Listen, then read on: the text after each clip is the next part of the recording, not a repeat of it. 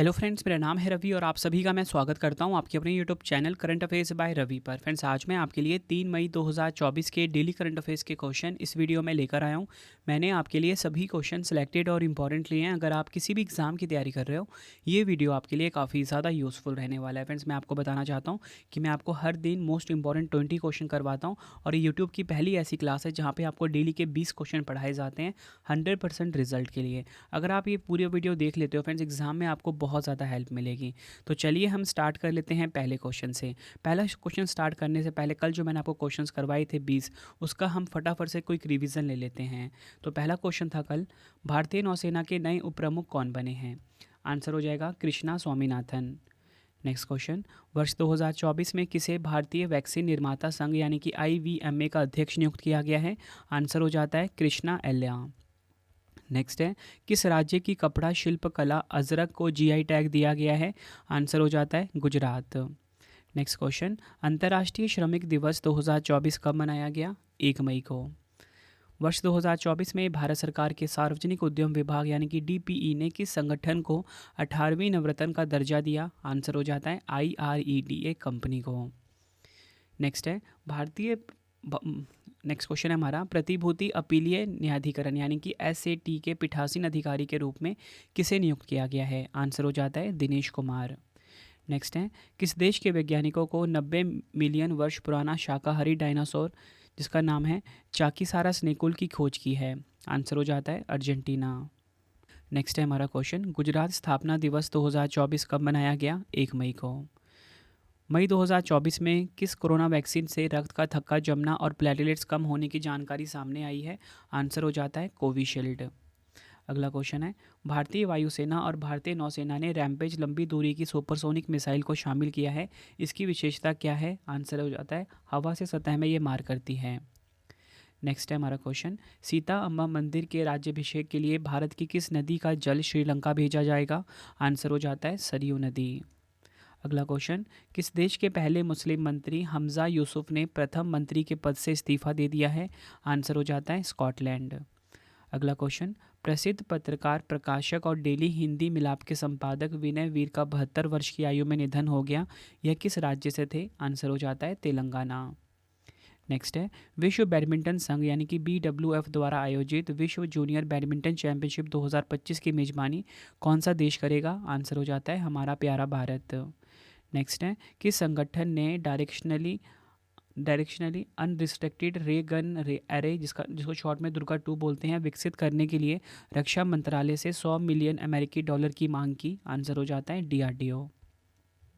अगला क्वेश्चन है रिवीजन का, उत्तराखंड सरकार ने पतंजलि की दिव्य फार्मेसी द्वारा निर्मित कितने उत्पादों के लाइसेंस निलंबित कर दिए? आंसर हो जाता है 14। बम्बी बकेट क्या है जिसे अभी खबरों में देखा गया था? हवाई अग्निशमन यंत्र।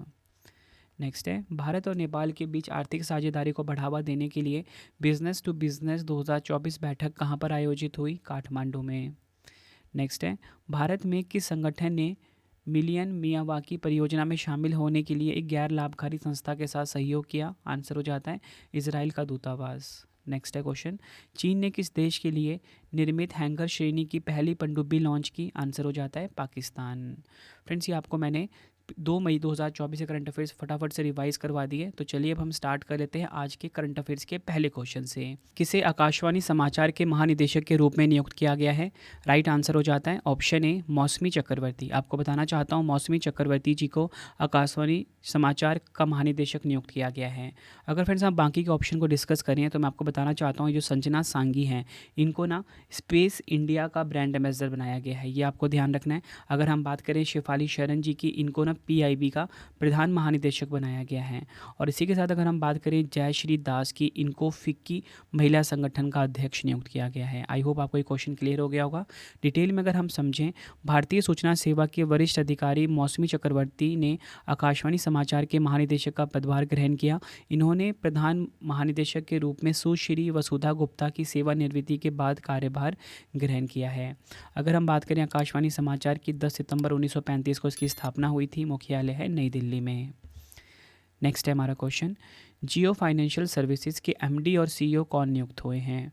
राइट आंसर हो जाता है ऑप्शन सी हितेश सेठिया। आपको बताना चाहता हूँ जियो फाइनेंशियल सर्विसेज के एमडी और सीईओ बन गए हैं हितेश सेठिया। डिटेल में अगर हम समझें, कॉरपोरेट मामलों के मंत्रालय एमसीए ने हितेश कुमार सेठिया को 3 साल की अवधि के लिए जियो फाइनेंशियल सर्विसेज के एमडी और सीईओ के रूप में नियुक्त किया है। अगर हम बात करें जियो फाइनेंशियल सर्विसेज की, आपको बताना चाहता हूँ रिलायंस इंडस्ट्रीज़ जो है ना, ये जियो फाइनेंशियल सर्विसेज की पेरेंट कंपनी है। 1999 में इसकी स्थापना हुई थी। मुख्यालय मुंबई महाराष्ट्र में है। देखो फ्रेंड्स, हमारे क्वेश्चन की टाइप थी एमडी एंड सीईओ, तो मैं आपको पिछले कुछ एमडी एंड सीईओ रिवाइज करवा देता हूँ। अमिताभ चौधरी जी की बात करते हैं, इनको एक्सिस बैंक का एमडी एंड सीईओ बनाया गया है। अजीत कुमार केके को धनलक्ष्मी बैंक का एमडी एंड सीईओ बनाया गया है। निधु सक्सेना, इनको बैंक ऑफ महाराष्ट्र का एमडी एंड सीईओ नियुक्त किया गया है। अरविंद कपिल, इनको पूनावाला फिनकॉर्प का एमडी एंड सीईओ नियुक्त किया गया है। और रवि कुमार झा को LIC mutual fund asset management का एमडी एंड सीईओ नियुक्त किया गया है। नेक्स्ट है हमारा क्वेश्चन, भारतीय नौसेना और पुनीत बालन समूह द्वारा संयुक्त रूप से विकसित भारत के पहले संविधान पार्क का उद्घाटन कहाँ किया गया है? राइट आंसर हो जाता है इस क्वेश्चन का ऑप्शन ए, महाराष्ट्र का शहर जो पुणे है ना, यहाँ पर भारत के पहले संविधान पार्क का उद्घाटन किया गया है। डिटेल में अगर हम समझें, भारतीय नौसेना और पुनीत बालन समूह द्वारा संयुक्त रूप से विकसित संविधान पार्क को पुणे में उद्घाटन किया गया है। पार्क का उद्घाटन दक्षिणी कमान के GOC in C lieutenant general Ajay Kumar Singh ने किया है। इस पार्क के केंद्र में संविधान का प्रतीक एक संसद भवन, केंद्रीय विशेषता के चारों ओर पार्क को क्लॉक टावर की घुमावदार दीवार के साथ भारत के संविधान के 22 अध्यायों से प्रेरित कलाकृति को शामिल किया गया है। नेक्स्ट है हमारा क्वेश्चन, टाइम पत्रिका द्वारा जारी वैश्विक शीर्ष एडिटेक रैंकिंग कंपनी 2024 में किसे शीर्ष स्थान मिला है? राइट आंसर हो जाता है एमिरेट्स। ये आपको ध्यान रखना है। एमिरेट्स को आपको बताना चाहता हूँ, टाइम पत्रिका द्वारा जारी वैश्विक शीर्ष एडिटेक रैंकिंग कंपनी में पहला स्थान मिला है। डिटेल में अगर हम समझें, टाइम मैगजीन के अनुसार भारतीय एडटेक स्टार्टअप्स एमिरेट्स 2024 के लिए दुनिया का शीर्ष एडटेक कंपनी है। एमिरेट्स ने 80 से अधिक देशों में 5 लाख से अधिक लोगों को शिक्षित किया है और ये 80 से अधिक विश्वविद्यालय में ऑनलाइन पाठ्यक्रम प्रदान करता है। एमिरेट्स की स्थापना 2015 में अश्विन डामेरा और चैतन्य कलीपटनापू ने की थी। मैं आपको बताना चाहता हूँ, इसमें ये जो वर्ल्ड टॉप एडटेक कंपनीज 2024 की रैंकिंग जारी हुई है, इसमें आपको मैं टॉप 3 बता देता हूँ। एमिरेट्स नंबर 1 पे है। इसका वैश्विक मुख्यालय कहाँ पे है? सिंगापुर, ठीक है। और ये भारतीय एडटेक स्टार्टअप कंपनी है। मेमराइज को नंबर 2 पे मिला है, जो कि यूनाइटेड किंगडम की कंपनी है। और आफिया जो कि ब्राज़ील की कंपनी है, इसे नंबर 3 का स्थान मिला है। नेक्स्ट है हमारा क्वेश्चन, IQ एयर के अनुसार अप्रैल 2024 में दुनिया का सबसे प्रदूषित शहर कौन सा रहा है? राइट आंसर हो जाता है इस क्वेश्चन का हमारा ऑप्शन ए, नेपाल का जो काठमांडू है ना, ये आपको बताना चाहता हूँ। IQ एयर के अनुसार अप्रैल 2024 में दुनिया का सबसे प्रदूषित शहर बना है। ये आपको ध्यान रखना है। डिटेल में अगर हम समझें, IQ एयर के मुताबिक अप्रैल 2024 में काठमांडू को दुनिया का सबसे प्रदूषित शहर था। इसकी वजह नेपाल के जंगलों में लगी आग है, जिसके चलते प्रदूषण बढ़ा है। IQ एयर एक ऐसा संगठन है जो दुनिया के 101 शहरों में वास्तविक समय में प्रदूषण को मापता है। मैंने आपको ये तो बता दिया कि जो IQ एयर का जो अप्रैल 2024 में जो रिपोर्ट जारी हुई है, उसमें दुनिया का सबसे प्रदूषित शहर नेपाल का काठमांडू बन गया है। तो हम टॉप 3 भी देख लेते हैं। पहला स्थान तो मैं आपको बता चुका हूँ, नेपाल का काठमांडू शहर। दूसरा स्थान मिला है थाईलैंड का जो चियांग माई शहर है, इसे मिला है। और तीसरा मिला है वियतनाम के हनोई को। और इसी के साथ अगर हम बात करें, जो भारत का कोलकाता है ना, इसे 6ठा स्थान मिला है। दिल्ली को 9वां स्थान मिला है। ये आपको ध्यान रखना है। नेक्स्ट है हमारा क्वेश्चन, वर्ष 2024 में द न्यूयॉर्क ट्रिलॉजी के प्रसिद्ध उपन्यास पॉल आस्टर का 77 वर्ष की आयु में निधन हो गया है। यह किस देश से थे? आंसर हो जाता है इस क्वेश्चन का ऑप्शन बी, अमेरिका से। ये आपको ध्यान रखना है। USA के थे पॉल आस्टर, जिनका 77 वर्ष की आयु में निधन हो गया। अमेरिकी उपन्यासकार और पटकथा लेखक पॉल आस्टर का 77 वर्ष की आयु में निधन हो गया है। न्यू जर्सी में जन्मे लेखक को द न्यूयॉर्क ट्रिलॉजी और द बुक ऑफ इल्यूजन सहित कई प्रशंसित कार्यों के लिए जाना जाता है। नेक्स्ट है हमारा क्वेश्चन, वर्ष 2024 में भारत को किस देश की कांके संथुरई बंदरगाह नवीकरण परियोजना को विकसित करने की मंजूरी मिली है? राइट आंसर हो जाता है इस क्वेश्चन का ऑप्शन सी, श्रीलंका। आपको बताना चाहता हूँ, श्रीलंका में है कांके संथुरई बंदरगाह नवीकरणीय परियोजना। इसे विकसित करने की मंजूरी मिल गई है भारत को। डिटेल में अगर हम समझें, भारत श्रीलंका में स्थित कांके संथुरई पोर्ट के विकास पर लगभग 500 करोड़ रुपये खर्च करने जा रहा है। श्रीलंका कैबिनेट ने इससे जुड़े प्रस्ताव को मंजूरी दे दी है। कांके के संथरोई पोर्ट श्रीलंका के उत्तरी प्रांत में स्थित है। यह बंदरगाह 16 एकड़ के क्षेत्र में फैला है और यह पुडुचेरी में करईकल बंदरगाह से 104 किलोमीटर दूर है। इस लिहाज से यह पोर्ट भारत के लिए महत्वपूर्ण हो जाता है। नेक्स्ट है हमारा क्वेश्चन, विश्व ट्यूना दिवस 2024 कब मनाया गया है? राइट आंसर हो जाता है इस क्वेश्चन का ऑप्शन ए 2 मई को। आपको बताना चाहता हूँ 2 मई को मनाया जाता है विश्व ट्यूना दिवस। डिटेल में अगर हम समझें, विश्व ट्यूना दिवस हर साल 2 मई को मनाया जाता है। इसका उद्देश्य ट्यूना मछली के संरक्षण के महत्व के बारे में लोगों को जागरूक करना है। विश्व ट्यूना दिवस पहली बार 2017 में मनाया गया था। नेक्स्ट है हमारा क्वेश्चन, किस देश ने छठी एशियाई कैरम चैंपियनशिप 2024 में पुरुष और महिला युगल का खिताब जीता है? राइट आंसर हो जाता है ऑप्शन ए भारत। ये आपको ध्यान रखना है, भारत ने छठी एशियाई कैरम चैंपियनशिप 2024 में पुरुष और महिला युगल का खिताब अपने नाम करा है। डिटेल में अगर हम समझें, मालदीव में छठी एशियाई कैरम चैंपियनशिप में भारतीय खिलाड़ियों ने पुरुष और महिला दोनों युगल का खिताब अपने नाम करा है। अगर हम बात करें पुरुष युगल का खिताब किसने जीता, तो ये जीता श्रीनिवास और मोहम्मद गुफरान ने। इसी के साथ आपको बताना चाहता हूँ महिला युगल का खिताब जीता आकांक्षा कदम और शाइनी सेबेस्टियन ने। नेक्स्ट है हमारा क्वेश्चन, अप्रैल 2024 में सर्वाधिक जीएसटी संग्रह में योगदान देने वाला राज्य कौन सा है? राइट आंसर हो जाता है इस क्वेश्चन का हमारा ऑप्शन डी महाराष्ट्र। ये आपको ध्यान रखना है। डिटेल में अगर हम समझें, वित्त मंत्रालय की ओर से जारी आंकड़ों के अनुसार अप्रैल 2024 में रिकॉर्ड 2.10 लाख करोड़ रुपए की जीएसटी कलेक्शन हुआ है। राज्यों के कुल जीएसटी संग्रह में मामले में महाराष्ट्र जो है 37,671 करोड़ रुपए के संग्रह के साथ सबसे आगे है। टॉप 3 देख लेते हैं, महाराष्ट्र नंबर 1 पे, कर्नाटक नंबर 2 पे, गुजरात नंबर 3 पर है। अगला क्वेश्चन, आईपीएल के इतिहास में सर्वाधिक 150 मैचों में जीत हासिल करने का रिकॉर्ड बनाने वाले पहले खिलाड़ी कौन बने हैं? राइट आंसर हो जाता है option A Mahendra Singh Dhoni. MS Dhoni जो हैं ये आईपीएल के इतिहास में सर्वाधिक 150 मैचों में जीत हासिल करने का रिकॉर्ड बनाने वाले पहले खिलाड़ी बन गए हैं। एमएस धोनी आईपीएल के इतिहास में 150 मैच जीतने वाले पहले खिलाड़ी बन गए हैं। धोनी ने आईपीएल में चेन्नई सुपर किंग्स के लिए 135 मैच जीते, वहीं राइजिंग पुणे सुपर जायंट्स के लिए उन्होंने 15 मैच जीते हैं।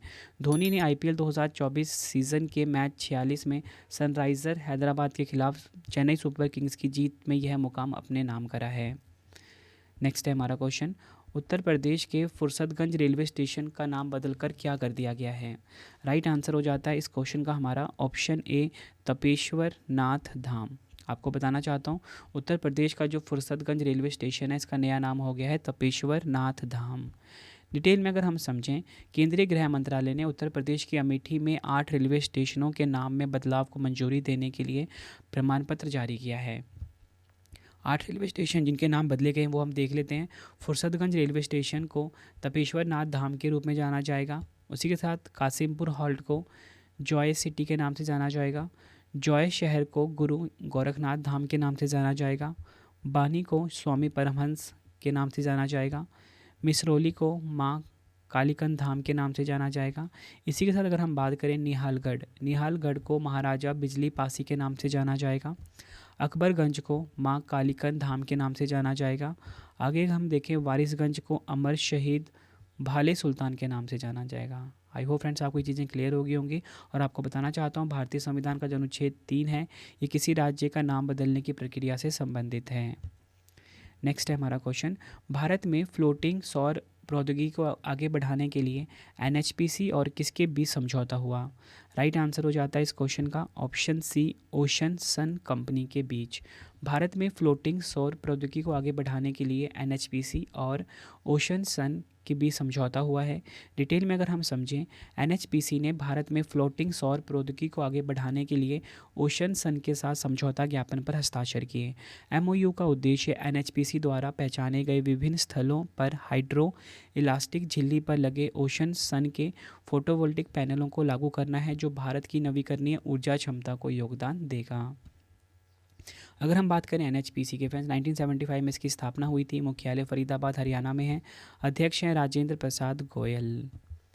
नेक्स्ट है हमारा क्वेश्चन, संयुक्त राष्ट्र यानी कि यूएन के जनसंख्या और विकास आयोग की 57वीं बैठक में देश का प्रतिनिधित्व करने वाली महिला सरपंच कौन है?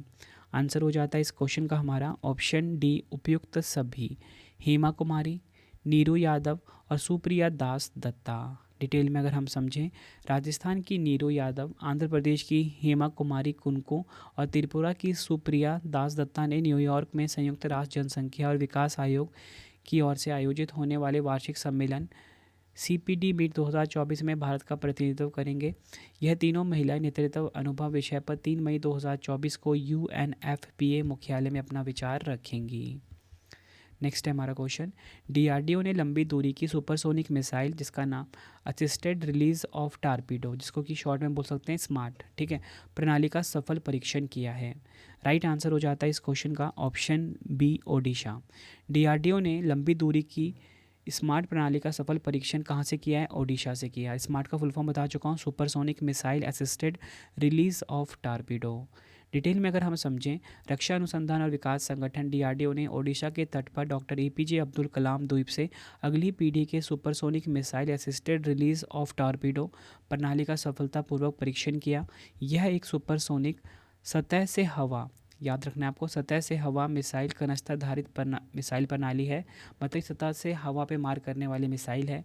स्मार्ट एक अगली पीढ़ी की मिसाइल आधारित हल्के टॉर्पीडो वितरण प्रणाली है जिसे DRDO द्वारा भारतीय नौसेना के लिए विकसित किया जा रहा है, जिससे भारतीय नौसेना की पनडुब्बी रोधी क्षमता को बढ़ावा मिलने की संभावना है और ये 643 किलोमीटर तक की दूरी तय कर सकती है। बात यहाँ पे DRDO की हुई है। DRDO की स्थापना मैं आपको बताना चाहता हूँ 1958 में हुई थी। इसका मुख्यालय कहाँ पर है? न्यू दिल्ली में इसका मुख्यालय है। और आपसे पूछा जाता है कि प्रेजेंट में अध्यक्ष कौन है, तो doctor Sameer V Kamat DRDO के प्रेजेंट में अध्यक्ष हैं। नेक्स्ट है हमारा क्वेश्चन, 46वीं अंटार्कटिका संधि सलाहकार बैठक और पर्यावरण संरक्षण समिति की 26वीं बैठक भारत में कहाँ आयोजित होगी? राइट आंसर हो जाता है इस क्वेश्चन का ऑप्शन बी, कोच्चि केरल में। ये आपको ध्यान रखना है। डिटेल में अगर हम समझें, भारत 20 से 30 मई 2024 तक कोच्चि केरल में 46वीं अंटार्कटिका संधि सलाहकार बैठक और पर्यावरण संरक्षण समिति की 26वीं बैठक की मेजबानी करेगा।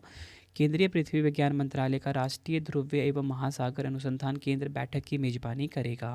आगे अगर हम समझें, अंटार्कटिका संधि सलाहकार बैठक एक ऐसा मंच है जहां अंटार्कटिक संधि सलाहकार पार्टीज और अन्य हितधारक अंटार्कटिका को प्रभावित करने वाले पर्यावरण, वैज्ञानिक और शासन संबंधी मुद्दों पर चर्चा करने के लिए बैठक करते हैं। अगर हम बात करें अंटार्कटिक संधि की, अंटार्कटिका संधि पर 1959 में वाशिंगटन DC में 12 देशों द्वारा हस्ताक्षर किए गए थे और 1961 में यह लागू हुई थी। वर्तमान में 56 देशों ने अंटार्कटिका संधि पर हस्ताक्षर किए हैं। अंटार्कटिका संधि का स्थायी सचिवालय ब्यूनस आयर्स अर्जेंटीना में है और भारत ने 1983 में अंटार्कटिक संधि पर हस्ताक्षर किए थे। नेक्स्ट है हमारा क्वेश्चन, 16वीं TCS world 10K Bengaluru marathon 2024 में पुरुष और महिला वर्ग का खिताब किस देश ने जीता है? राइट आंसर हो जाता है इस क्वेश्चन का हमारा ऑप्शन बी, केनिया। ये आपको ध्यान रखना है। डिटेल में अगर हम समझें, Tata consultancy services world 10K Bengaluru के 16वें संस्करण में केनियाई धावक, नाम है इनका पीटर मवानिकी, जिन्होंने 28 मिनट 15 सेकंड में दौड़ कंप्लीट की, और लिलियन कसैत, जिन्होंने 30 मिनट 56 सेकंड में अंतर्राष्ट्रीय एलीट पुरुष और महिला वर्ग में विजयी हुए हैं। ये आपको ध्यान रखना है। संजीवनी जाधव ने विश्व 10K बेंगलुरु में स्वर्ण पदक की हैट्रिक पूरी की है। ये भी आपको ध्यान रखना है। नेक्स्ट है हमारा क्वेश्चन, भारत ने अगले 5 वर्षों के लिए किस देश के प्रशासनिक अधिकारियों को प्रशिक्षित करने के लिए समझौता ज्ञापन पर हस्ताक्षर किए हैं? राइट आंसर हो जाता है ऑप्शन सी, बांग्लादेश। ये आपको ध्यान रखना है।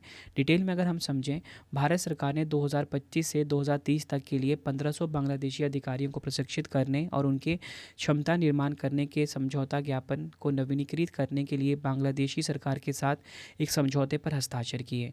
भारतीय प्रतिनिधिमंडल का नेतृत्व DARPG के सचिव श्रीनिवास ने किया है। बात यहाँ बांग्लादेश की हुई तो आपको बताना चाहता हूँ, एशिया महाद्वीप में है, राजधानी ढाका है, मुद्रा क्या है इसकी? टका है। प्रधानमंत्री यहाँ की हैं शेख हसीना वाजेद। और आपको बताना चाहता हूँ, बांग्लादेश और भारत की जो अंतर्राष्ट्रीय सीमा की लंबाई है ना, वो सबसे ज़्यादा लंबी है।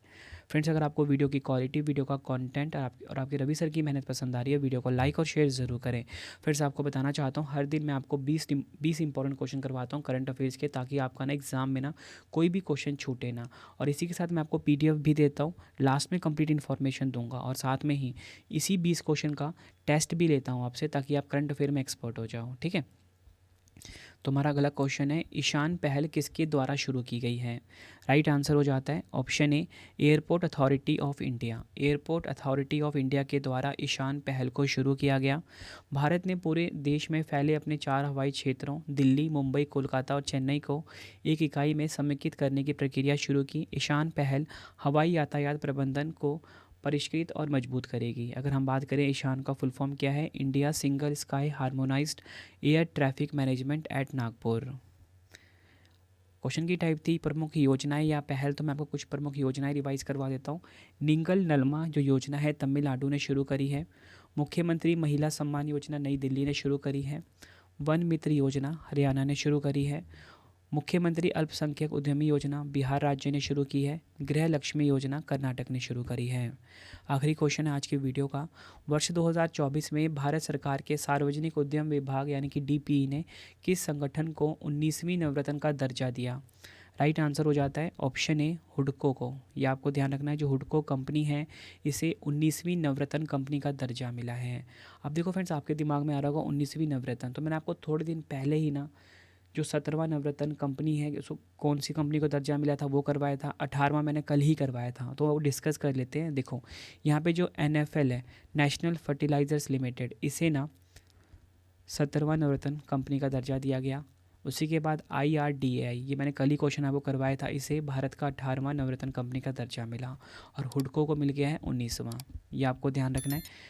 मिनिस्ट्री ऑफ फाइनेंस के सार्वजनिक उद्यम विभाग डीपीई ने housing and urban development corporation limited यानी कि हुडको को नवरत्न का दर्जा प्रदान किया। यह नवरत्न का दर्जा प्राप्त करने वाली 19वीं कंपनी बन गई है। अगर हम बात करें हुडको की, 25 अप्रैल 1970 को इसकी स्थापना हुई थी। मुख्यालय नई दिल्ली में है। अध्यक्ष हैं संजय कुलश्रेष्ठ। नवरत्न के बारे में जान लेते हैं। भारत सरकार टॉप टियर पब्लिक सेक्टर की कंपनियों को नवरत्न का दर्जा देती है। इन कंपनियों को केंद्र से अप्रूवल के बिना 1000 करोड़ रुपए तक का पर्याप्त निवेश करने की अनुमति होती है। फ्रेंड्स, ये मैंने आपको मोस्ट इंपॉर्टेंट 20 क्वेश्चन करवाए, ठीक है फ्रेंड्स। आपने इस क्वेश्चन को 20 मार्क कर लीजिए, ठीक है। 20 क्वेश्चन करवाए जो कि आपके एग्जाम के लिए काफ़ी इंपॉर्टेंट थे। आई होप फ्रेंड्स आपको वीडियो की क्वालिटी, वीडियो का कंटेंट और आपके रवि सर की मेहनत पसंद आई होगी। वीडियो अगर आपको पसंद आई है, वीडियो को लाइक और शेयर ज़रूर करें। कॉमेंट बॉक्स में अपना फीडबैक भी दें कि आपको हमारी वीडियो कैसी लगती है। और आपको बताना चाहता हूँ भी आपसे 2 क्वेश्चन का टेस्ट ले रहा हूँ जिसका आंसर आपने कॉमेंट बॉक्स में देना है। तो पहला क्वेश्चन है, जियो फाइनेंशियल सर्विसेज के MD और CEO कौन नियुक्त हुए हैं? 4 ऑप्शन है। दूसरा क्वेश्चन है, किसे आकाशवाणी समाचार के महानिदेशक के रूप में नियुक्त किया गया है? दोनों क्वेश्चन का आंसर आपने कमेंट बॉक्स में देना है और अपना फीडबैक भी देना है कि आपको वीडियो कैसी लगी। और इसी के साथ आपको बताना चाहता हूँ कि आपके रवि सर की जो ई-बुक की वेबसाइट है वो आ चुकी है ravibookspdf.com, www.ravibookspdf.com। यहाँ पे जाके आप अपने रवि सर की करंट अफेयर्स की, polity, history, geography, all subject की बुक को बाय कर सकते हो। जनवरी से लेकर जो अप्रैल की जो हमारी ई-बुक है वो भी लॉन्च हो चुकी है। और अप्रैल 2024 की जो मंथली ई-बुक है वो भी आपको यहाँ पे मिल जाएगी, ठीक है। और इसी के साथ आप हमारा टेलीग्राम जरूर ज्वाइन कर लेना, करंट अफेयर्स बाय रवि नाम से। यहाँ पे आपको PDFs मिल जाती हैं डेली बेसिस पे। सबसे important mobile application Ravi study IQ GK को आप इंस्टॉल कर लीजिए अपने फ़ोन में। यहाँ पे फ्री टेस्ट का ऑप्शन आएगा, यहाँ पे आप डेली करंट अफेयर का टेस्ट लगा सकते हो। मतलब जो क्वेश्चन आपको मैं पढ़ा रहा हूँ 20, इसी की प्रैक्टिस कर सकते हो आप, ताकि आप करंट अफेयर्स का एक एक क्वेश्चन आपको अच्छे से समझ और क्लियर हो जाए हमेशा के लिए। वीडियो कैसी लगी आप ज़रूर बताना कॉमेंट बॉक्स में। वीडियो में आपको क्या इंप्रूवमेंट चाहिए और वो भी आप मुझे कॉमेंट बॉक्स में ज़रूर बताना। आप सभी के लिए वो चीज़ें मैं ज़रूर इंप्लीमेंट करने की कोशिश करूँगा, ठीक है फ्रेंड्स। तो चलिए अब हम मिलते हैं नेक्स्ट वीडियो में। Thank you and wish you all the best.